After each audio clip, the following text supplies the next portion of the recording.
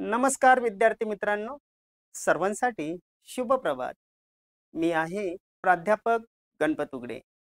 टिक्कर मराठीमध्ये आपल्या सर्वांचे मनपूर्वक स्वागत. चला तर मित्रांनो, आजपर्यंत तुम्ही सरळ सेवा परीक्षेचा अभ्यास करत आहात, पण तुम्हाला हक्काची भाकरी मिळवण्यासाठी किंबहुना शाश्वत नोकरीसाठी तुम्ही सर्वजण प्रयत्न करत आहात, अभ्यास करत आहात. मग तुमच्यापैकी बरेच विद्यार्थी सरळ सेवा परीक्षेची तयारी करत असाल. त्यामध्ये तलाठी भरती 2025 TCS पॅटर्ननुसार मराठी जे काही व्याकरण आहे, त्या मराठी व्याकरणातील जे घटक आणि उपघटक आहे, तर आत्तापर्यंत आपण काय केलं? मिश्र जे काही प्रश्न वगैरे आहे, त्या मिश्र प्रश्नांचे प्रकार आपण पाहिले घटकानुसार. मग त्याच्यामध्ये ज्या काही विविध परीक्षा झाल्या, त्या परीक्षेला जे काही प्रश्न विचारलेले होते, ते प्रश्न आपण पाहिले. मित्रांनो, ज्यावेळेस तुम्ही लाईव्ह बॅचमध्ये परचेस कराल, त्यावेळेस संपूर्ण मराठी व्याकरण इत्थंभूत तुम्हाला शिकवलं जाईल. किंबहुना या ठिकाणी माझा 32 वर्षांचा अनुभव आहे. तो अनुभव तुमची ती अनुभवाची शिदोरी तुमच्यासमोर सोडली जाईल. जे जे घटक आणि उपघटक आहे त्याच्यावरचे महत्त्वाचे जे काही प्रश्न आहे, ते 100% तुम्हाला पैकीच्या पैकी गुण मिळवून देण्यासाठी उपयोगी आहे. आणि त्या घटकाचा विचार करत असताना आज मात्र आपण वर्णविचार हा जो काही पहिला घटक आहे, या पहिल्या घटकावरती अभ्यास करणार आहोत. आपला या ठिकाणी हा मराठी व्याकरण मालिकेचं हे 19वे पुष्प आहे. कितवं आहे? 19वे. परंतु 19व्या या घटकामध्ये आपण अभ्यास करणार आहोत मराठी वर्णविचार. ठीक आहे. चला तर पाहूया मराठी वर्णविचाराचा आपण विचार करूया. मग मराठी वर्णमालेचा विचार करत असताना 100% गॅरंटेड या घटकावरती 3 ते 4 मार्काला विविध प्रकारचे प्रश्न विचारले जातात. मग आता उदाहरणार्थ या वर्णविचाराचा विचार करत असताना हा आहे आपला वर्णविचार. पहा, वर्णविचार.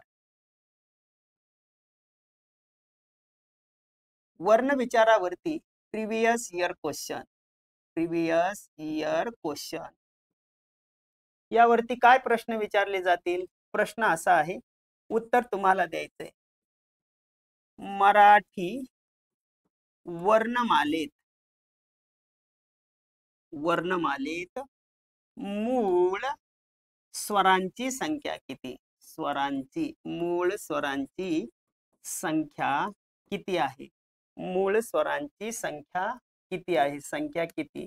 अशा प्रकारचा प्रश्न विचारला. आणि विचारल्यानंतर खाली तुम्हाला हे पर्याय दिलेले आहेत.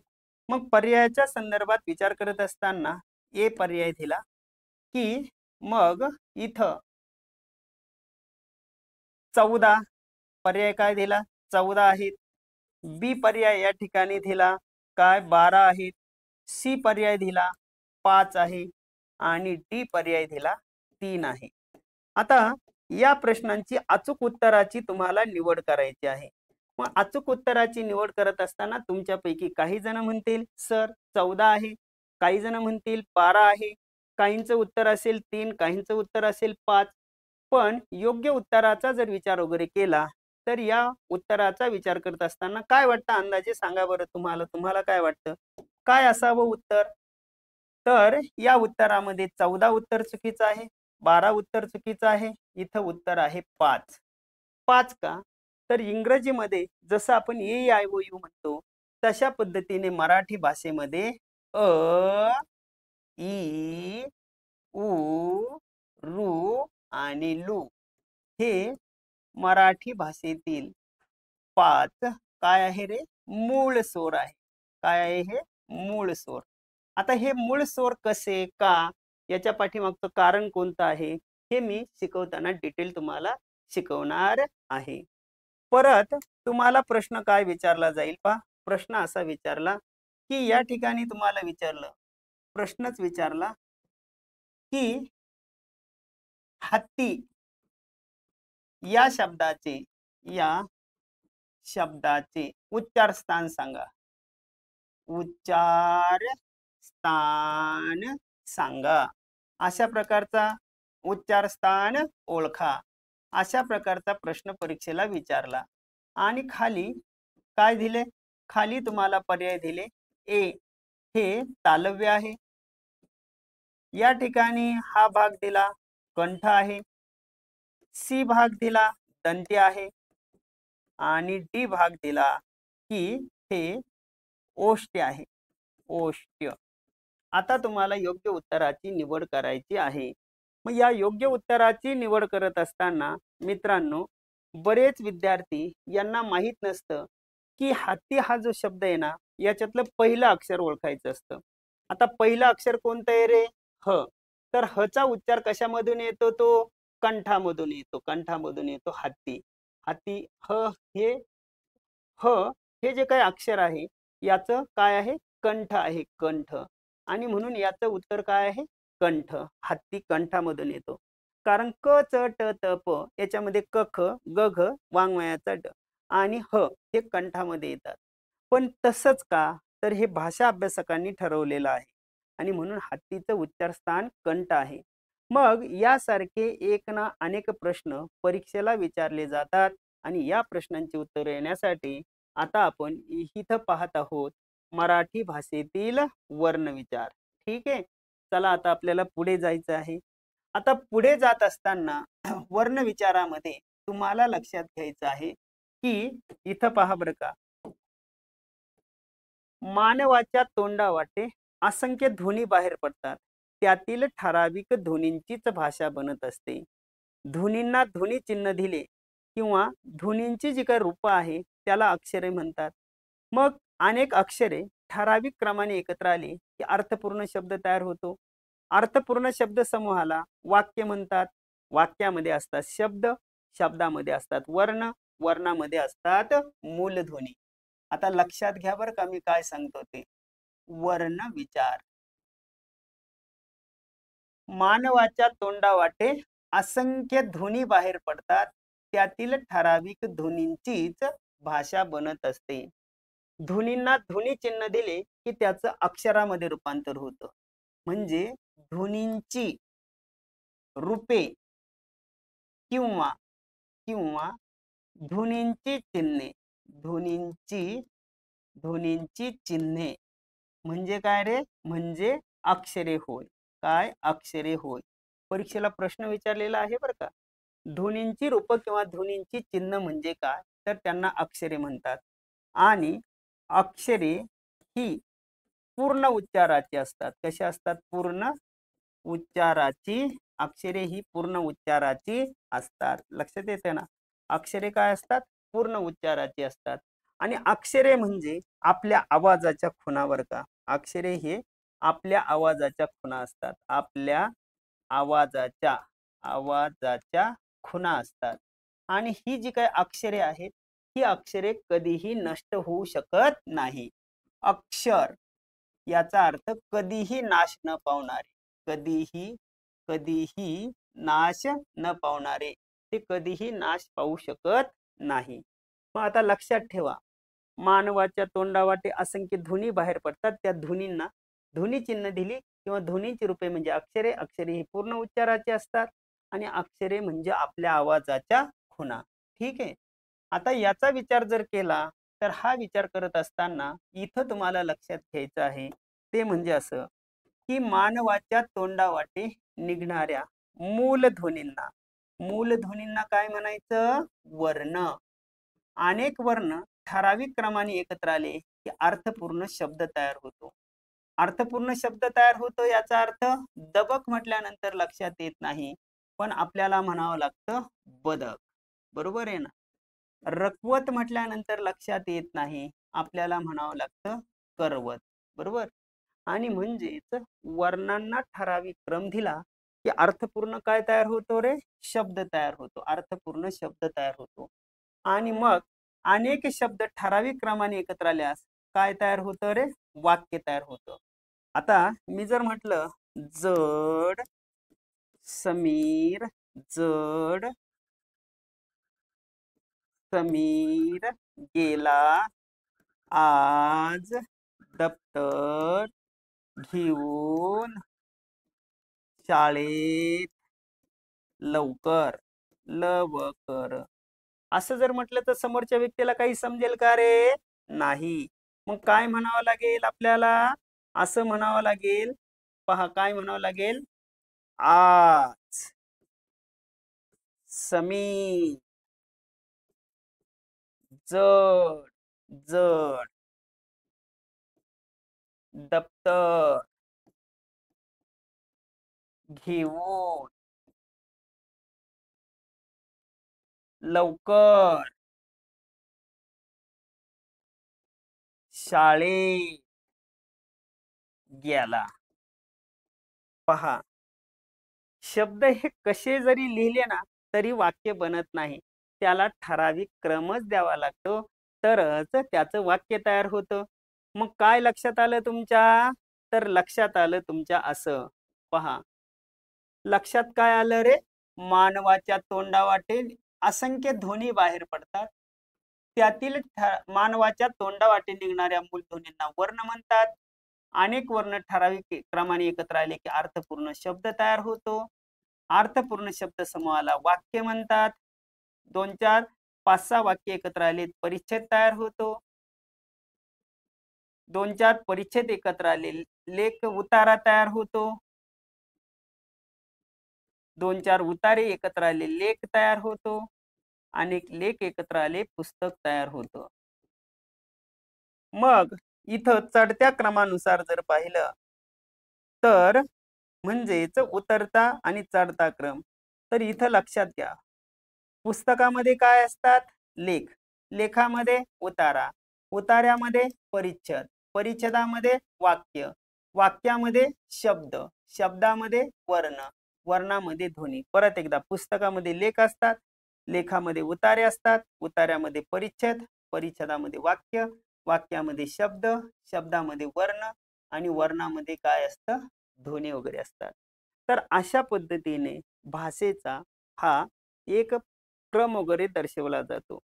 मग याचा जर विचार वगैरे केला तर हा विचार करत असताना आता तुम्हाला लक्षात घ्यायचं आहे ते म्हणजे असं की आधुनिक मराठी वर्णमाला, आधुनिक मराठी वर्णमाला ही एकूण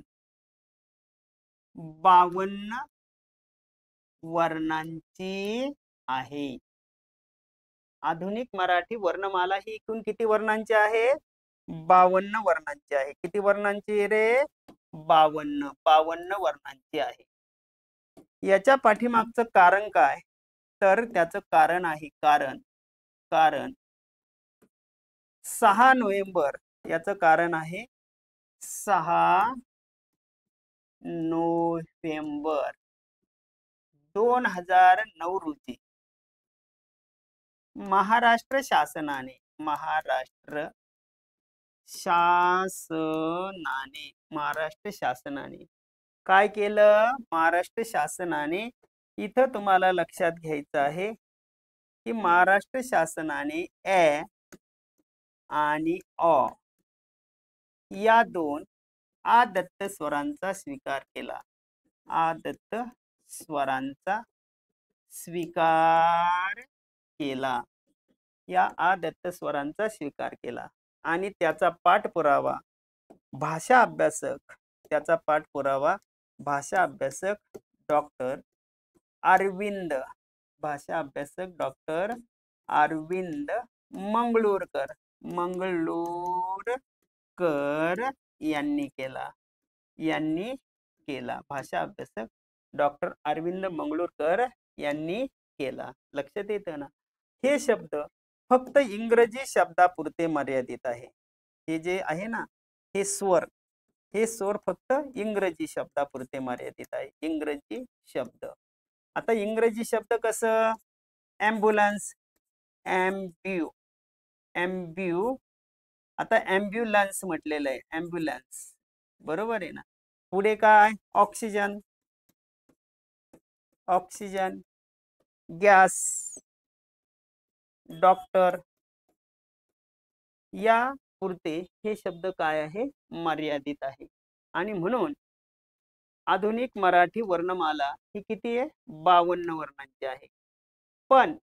पण इथं जर पाहिलं तर 6 नोव्हेंबर 2009 पूर्वी, 6 नोव्हेंबर 6 नोव्हेंबर 2009 पूर्वी बर का, पूर्वी ती किती वर्णांची होती? 50. 50 मध्ये हे ए आणि अ मिळवले, अ मिळवले, किती झाले रे? 52. बरोबर.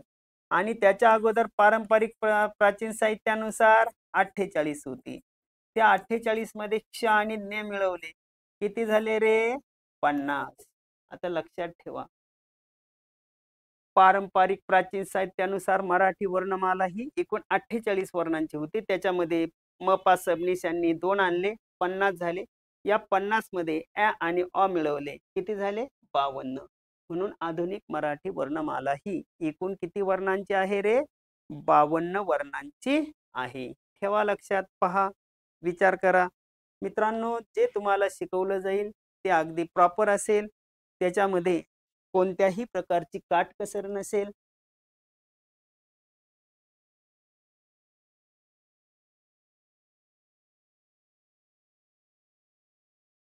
तुमचं जेवढं वय आहे त्याच्या कितीतरी पटीने आमचा शिकवण्याचा अनुभव आहे.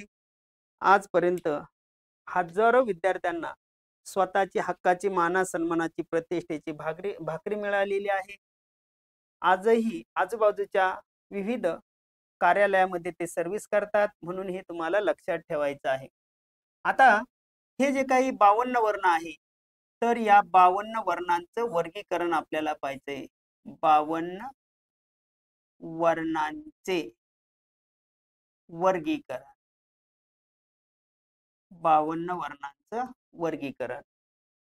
मग आता या 52 वर्णांचं जे काही वर्गीकरण आहे, त्या वर्गीकरणाचा विचार करत असताना हे वर्गीकरण 4 टप्प्यामध्ये आहे. किती टप्प्यामध्ये आहे रे?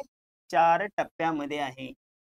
मग या 4 टप्प्याचा जर विचार वगैरे केला, तर पहिला जो टप्पा आहे, त्या पहिल्या टप्प्याला म्हटलं जातं, इथं काय आहे रे? हे स्वर आहे. हे काय आहे? स्वर. हे आहे स्वर. या स्वरांची संख्या किती आहे रे? 14 आहे. स्वरांची संख्या किती आहे? 14 आहे. दुसऱ्या भागाचा जर विचार केला, तर त्याला म्हटलं जातं, हे आहेत स्वरादी. हे काय आहे?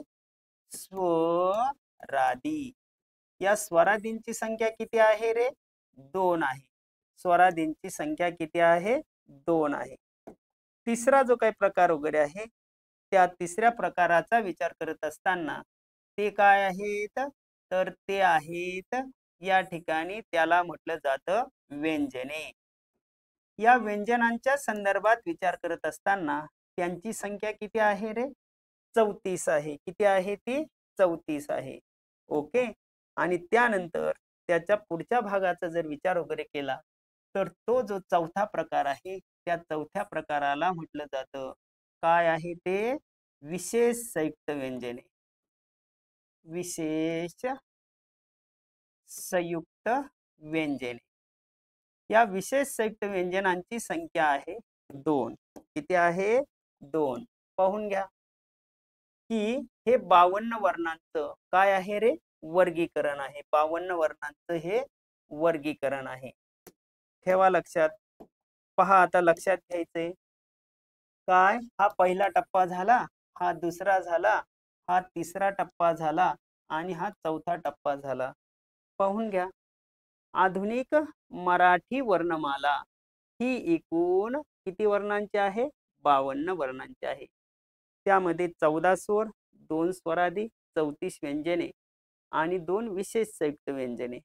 मग याचा विचार करत असताना इथं तुम्ही पाहता की इथं 2 हे लक्षात ठेवा, 2. मग 14 अधिक 2 16 अधिक 34 50 अधिक 2 2 52, म्हणजे टोटल इथं किती आकडा आहे रे? 52. येतंय लक्षात? या पद्धतीने आता आपल्याला या भागाचा अभ्यास करायचा आहे. मग हा अभ्यास करत असताना आता आपण पुढे पाहतोय ते म्हणजे असं की आपण पहिल्यांदा विचार करणार आहोत स्वराच्या संदर्भात. काय पाहणार आहोत आपण? स्वर. मग स्वरांची संख्या किती आहे रे? 14. किती आहे स्वर? 14. मग या 14 स्वरांमध्ये आपण अभ्यास करणार आहोत. स्वरांची संख्या जर 14 असेल तर 14 स्वरांमध्ये इकडे पहा. अ, आ, ई, ई, उ, ऊ, रू, लू, ए, ए नंतर ए, आई नंतर ओ, अ आणि हे काय आहे रे? औ. काय आहे? औ. मग किती स्वर झाले हे? 14 स्वर झाले. किती झाले? 14. मग लक्षात ठेवा 14 स्वरांमध्ये इकडे पहा, हे 14 स्वर आहे. त्याच्यामध्ये हा 10 नंबरचा आणि हा किती रे? 13 नंबरचा. 10 नंबर आणि 13 नंबर. मग पहा 1, 2, 3, 4, 5, 6, 7. हे किती आहे? 7. हे 8, 9 आला 10वा, हा 11वा, हा 12वा आणि हा कितवा आला? 14वा. म्हणजे इथं तुम्हाला लक्षात येतंय की हा 10 नंबर आणि हा 13 नंबर हे नवीन आलेले आहेत. ठीक आहे. मग आता आपल्याला हे जे काही 14 स्वर आहे, या 14 स्वरांचं वर्गीकरण अभ्यासायचं आहे. मग या वर्गीकरणाचा विचार करत असताना हे आहे स्वर वर्गीकरण. पण वर्गीकरणाच्या अगोदर जर पाहिलं तर स्वरांचा पहिला जो काही महत्वाचा टप्पा आहे तर तो टप्पा आहे एक. स्वर हे स्वतंत्र असतात. स्वर हे स्वतंत्र असतात. आता स्वर हे स्वतंत्र का असतात? माझ्या पाठीमागे म्हणून पहा. अ, आ, ई, ई, उ, ऊ. आता ही व्यंजने आहेत. आता व्यंजन ही स्वरांचा उच्चार केला. क, च, ट, त, प. क, ख, ग, घ, हा वाङ्मयाचा ड. च, छ, ज, झ, हा न. ट, ठ, ड, ढ, हा न. त, थ, द, ध, हा न. प, फ, ब, भ, हा म. आता पहा बरं का. स्वर हे स्वतंत्र का असतात? आता व्यंजन आहे, ही व्यंजन आहे. आता व्यंजनांचा उच्चार करताना काय होतं पहा. प, फ, ब, भ, म. वरचा होठ आणि खालचा होठ, होठाला होठ लागल्याशिवाय उच्चार होत नाही. म्हणून याचं उच्चार स्थान काय आहे रे? ओष्ठ आहे. होठाला होठ लागतो म्हणून. पप्पा, मम्मी, बरोबर आहे. भटजी. आता इथं जिभेचा शेंडा दाताला लागतो. त, थ, द, ध, न. त, थ, द, ध, न. पटाशीचे जे पुढचे दात आहे तिथे लागतो म्हणून हे दंते वगैरे आहे. आता इथं पहा मधल्या भागाला ट, ठ, ड, ढ, न. ट, ठ, ड, ढ, न. आता ट, ठ, ड, ढ, न याचा अर्थ आपला जो काही जबडा आहे त्या जबड्याचा विचार करत असताना या ठिकाणी हे तुमचे पटाशीचे दात, बरोबर आहे ना? हे काय आहे? पटाशीचे दात. इथं पटजीभ वगैरे आहे आणि तुमची जी काही जीभ आहे ती कुठं लागते? इथं लागते आणि म्हणून याचं स्थान काय आहे रे? इथं तुम्हाला सांगितलं हे मूर्धन्य आहे. हे मधल्या भागाला जीभ लागते. हे दंत्य आहे आणि हे काय आहे? ओष्ठ आहे. नंतर च, छ, ज, झ याचा उच्चार करताना इथं जीभ लागते आणि म्हणून हे काय आहे? तालव्य आहे. काय आहे? तालव्य. आणि याचा उच्चार कंठातून होतो म्हणून कंठ. पहा बरं का आता मला काय सांगायचंय तुम्हाला. स्वर हे स्वतंत्र असतात. इथं होठाला होठ लागतो, जीभ दाताला लागते, जीभ टाळूला लागते, बरोबर आहे ना?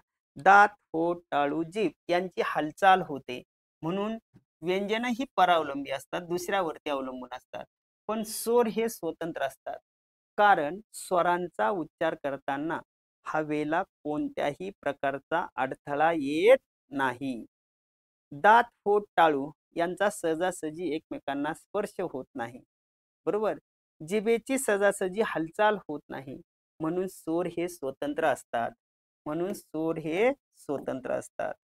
इथं कारण कारण स्वरांचा उच्चार करताना करताना दात, ओठ, जीभ, तालू तालू यांचा हवेला अडथळा येत नाही.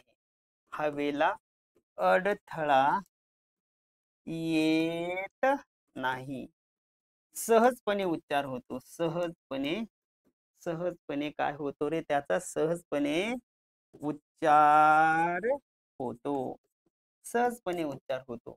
म्हणून स्वर हे स्वतंत्र असतात. म्हणून स्वर हे काय असतात रे? स्वतंत्र असतात. स्वतंत्र असतात. आता दुसरी बाजू जर पाहिली तर स्वरांना संस्कृतमध्ये अच म्हणतात. स्वरांना संस्कृत भाषेत स्वरांना संस्कृत भाषेत अच म्हणतात. काय म्हणतात रे? अच म्हणतात. अच बर का. आणि स्वरांचा उच्चार करताना तोंड उघडे आणि पसरट होते, म्हणून त्याला म्हणायचं विवृत. काय शब्द आहे? विवृत. अ आ उ उ अशा पद्धतीने स्वरांची संख्या एकूण 14 आहे. पण प्राथमिक स्वरूपामध्ये तुम्हाला या ठिकाणी माहिती सांगितली की स्वर हे स्वतंत्र असतात, कारण स्वरांचा उच्चार करताना जिभेची हालचाल होत नाही. ठीक आहे. आता या स्वरांमध्ये आपल्याला त्याचं वर्गीकरण अभ्यासायचं आहे. काय अभ्यासायचं आहे रे? वर्गीकरण. आता वर्गीकरणाचा जर विचार वगैरे केला तर वर्गीकरणाचा विचार करत असताना इथं तुम्हाला लक्षात घ्यायचं आहे ते म्हणजे की इथं पहा,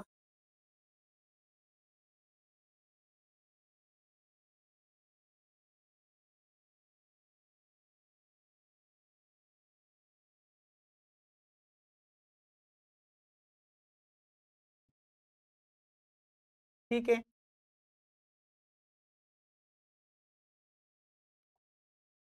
आता याचा विचार करत असताना स्वरांचं वर्गीकरण आपण पाहतोय. काय पाहतोय? स्वर वर्गीकरण. वर्गीकरण. या स्वर वर्गीकरणाचा विचार करत असताना याचं वर्गीकरण 2 टप्प्यामध्ये आहे.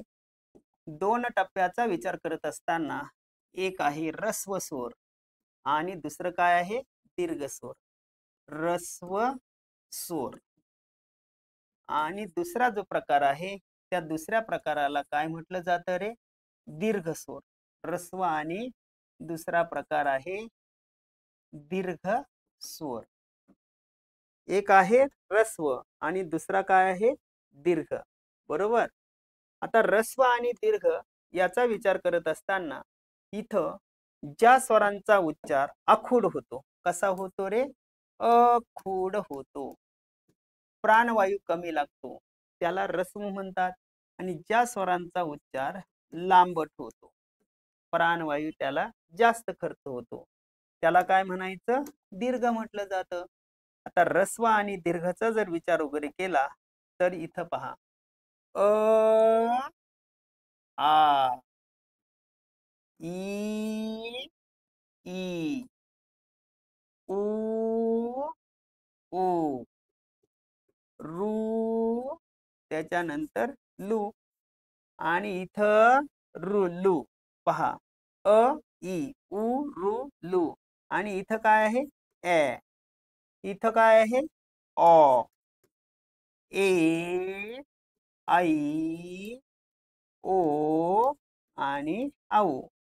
आता हे किती झाले पहा, तर हे झाले 1 2 3 4 5 6. ऱ्हस्व स्वर 6 आणि दीर्घ स्वर 1 2 3 4 5 6 7 8. मग 6 अधिक 8 बरोबर किती झाले रे? 14. तर परीक्षेला तुम्हाला विचारलं जाईल मराठी भाषेमध्ये ऱ्हस्व स्वरांची संख्या किती? 6 आणि दीर्घ स्वरांची संख्या किती? 8. 6 आणि 8 किती झाले रे? 14. बरोबर आहे. 6 6 12 2 14. पण या स्वरांमध्ये तुम्हाला पुढे मी शिकवणार आहे ऱ्हस्व स्वर आणि दीर्घ स्वर झाले, पण संयुक्त स्वर, तत्सम स्वर, सजातीय स्वर, विजातीय स्वर, सिद्ध स्वर, साधित स्वर, मूळ स्वर असे स्वरांचे एकूण 10 प्रकार आहे. ते 10च्या 10 प्रकार आपल्याला समजून घेणं गरजेचं आहे. ठीक आहे. तर या 10 प्रकारांचा विचार करत असताना हे 10च्या 10 जे काही प्रकार वगैरे आहे, ते प्रकार आपण काय करणार आहोत? समजून घेणार आहोत. मित्रांनो, ते समजून घेत असताना तुम्हाला काय करायचं आहे? तर पुढील जो काही टप्पा वगैरे आहे, याच्यामध्ये आता फक्त आपण एवढंच पाहिलं, की आधुनिक मराठी वर्णमाला ही एकूण 52 वर्णांची आहे. 52 वर्णांमध्ये 14 स्वर, 2 स्वरादी, 34 व्यंजने आणि 2 विशेष संयुक्त व्यंजने. त्याच्यामध्ये 14 स्वरांमध्ये फक्त आपण वर्गीकरण पाहिलं. ऱ्हस्व स्वर आणि दीर्घ स्वर, स्वर म्हणजे काय? स्वरांना संस्कृत भाषेमध्ये काय म्हणतात? एवढा भाग आज आपण अभ्यासला.